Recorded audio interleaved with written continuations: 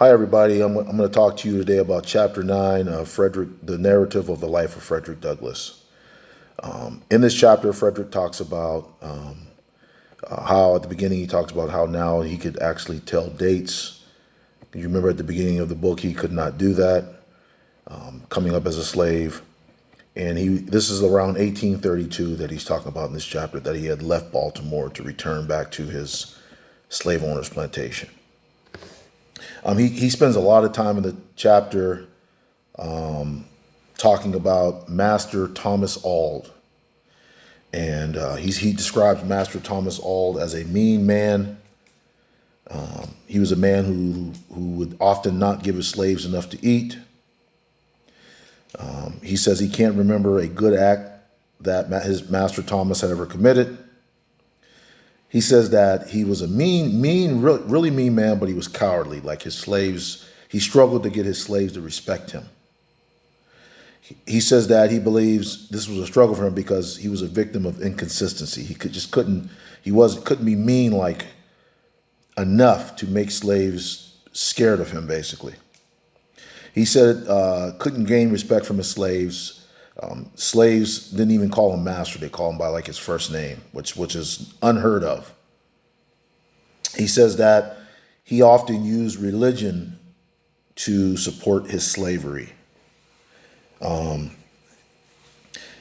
See, Frederick was leaving when he came back with this guy, Master Thomas. He was leaving someone called Master Hugh's house that he lived with in Baltimore. And Master Hugh was a much nicer man. He actually kept his slaves fed, kept them clothed, kept them from being thirsty, those things, met their needs. Even though they were in slavery still, he treated them much nicer. So he had been with him like 7 years. So he had to go back to live. And when he went back, he lived with Master Thomas. And he had gotten used to living like a better slave life.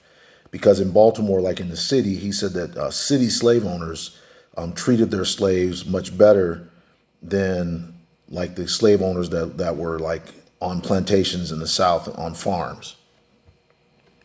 So basically when Frederick came back to live with Master Thomas kind of decided, like, you know what, Frederick's life in the city has kind of ruined him as a slave, and he's not going to suit the needs that I hear on this. So what I'm going to do is I'm going to send him to this guy. He sent Frederick to this guy to live with this guy named Mr. Covey.